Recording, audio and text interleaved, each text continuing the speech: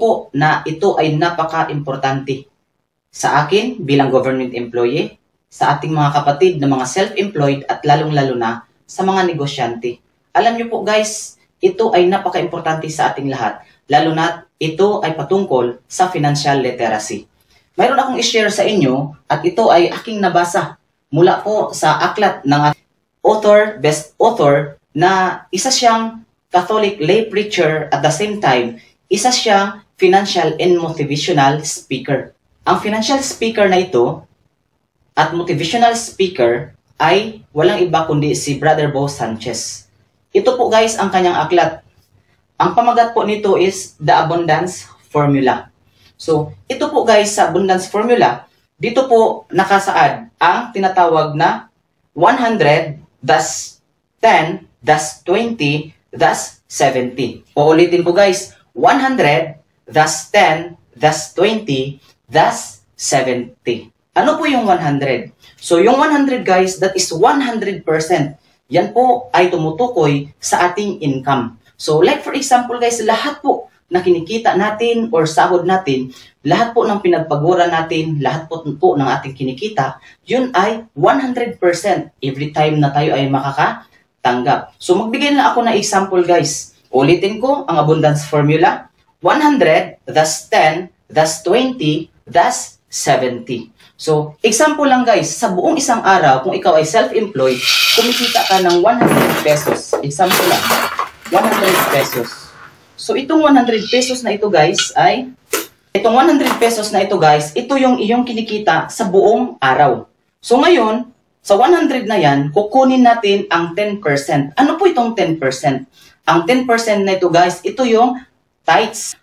Ang tithes, saan ba siya ginagamit? Yun ang ibabalik natin sa Diyos. So, sa anong paraan? Ibibigay natin, ialay natin sa simbahan, or ibibigay natin bilang kawanggawa sa mga nangangailangan. So, halimbawa, mayroon kang kinikita sa isang buong araw ng 100 pesos. Kukunin po natin ang 10% ng 100 pesos. So, itong 100 pesos na ito guys, this is 100%.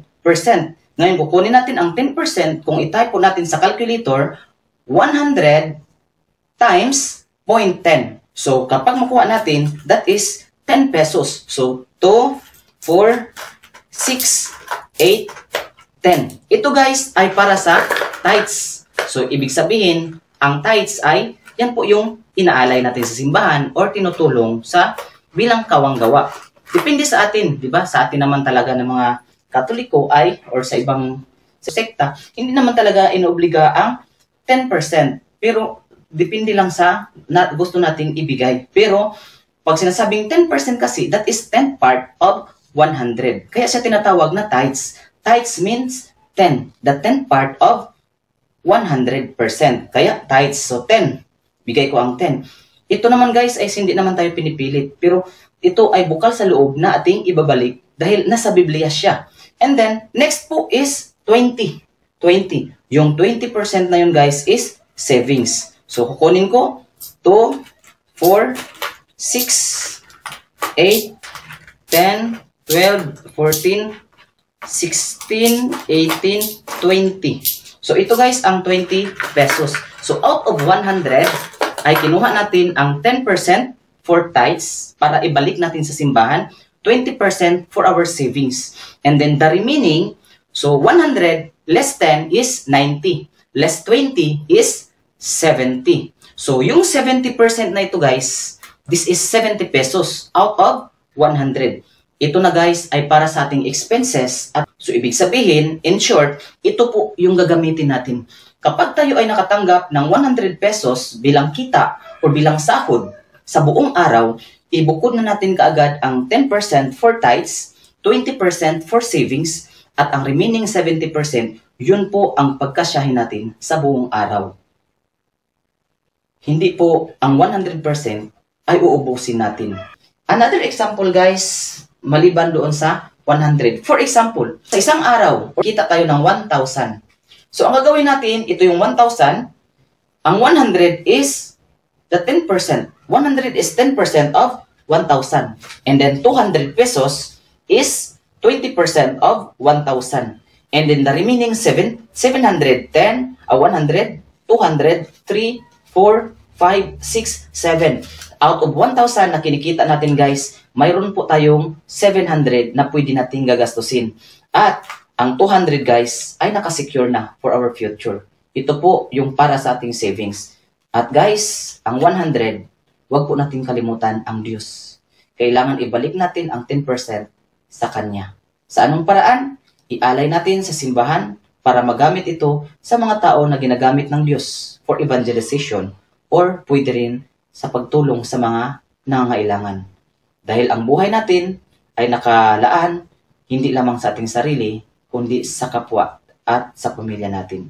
So, yun po guys ang tinuturo ng mga financial speaker para hindi po tayo mahirapan ng husto sa buhay. Okay, ang tanong po, paano po natin gagawin or paano po natin itatago ang 20%? Ulitin ko, itong 10% is ibigay natin sa simbahan. Ang 20% is for savings. Saan po gagamitin ang savings? Ang savings ay gagamitin natin guys for emergency.